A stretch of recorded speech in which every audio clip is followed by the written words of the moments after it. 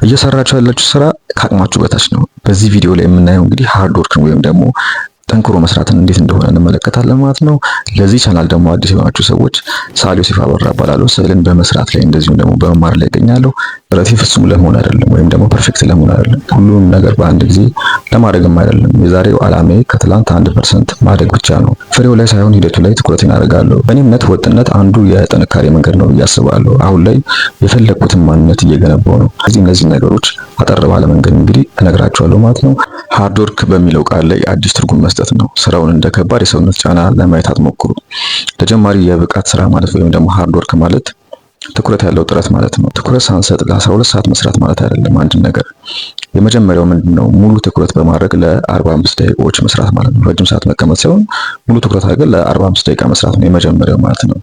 ሁለተኛው በትንሽ መጀመር ነው። አእምሯችን ትልልቅና አስፈሪ ተግባራትን አይወድም። ሶስተኛው ታችሁ ፈጽሞ ይህን ማለት የለባችሁም። ለምሳሌ ለ3 ሰዓት ያህል ስዕል እንሰራለሁ ሳይሆን ስዕሎችን በደንብ አያለው ነው ማለት ያለብን ማለት ነው።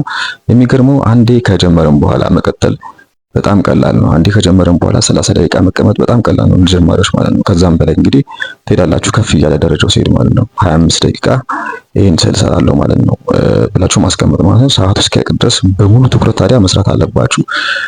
ከዚያ ለ5 ደቂቃ እረፍት መውሰድ ማለት ነው። ለ5 ደቂቃ እረፍት መውሰድ ለምሳሌ ስዕል ከምትሰሩበት ቦታ ለ5 ደቂቃ ራቅ ማለት ድገሙት። ይሄንን ደግሞ ማችሁ ደግሞ ምንድነው ከ15 ደቂቃ እስከ 30 ደቂቃ ድረስ ደግሞ ራቅ ብላችሁ እረፍቱን ደግማችሁ ወክ ማድረግ ሊሆን ይችላል፣ የተለያዩ ነገሮችን ማድረግ ሊሆን ይችላል።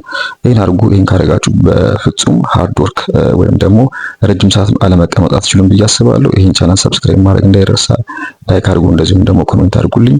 በአዲስ ቪዲዮዎች እስከምንገናኝ ድረስ ቴንክስ።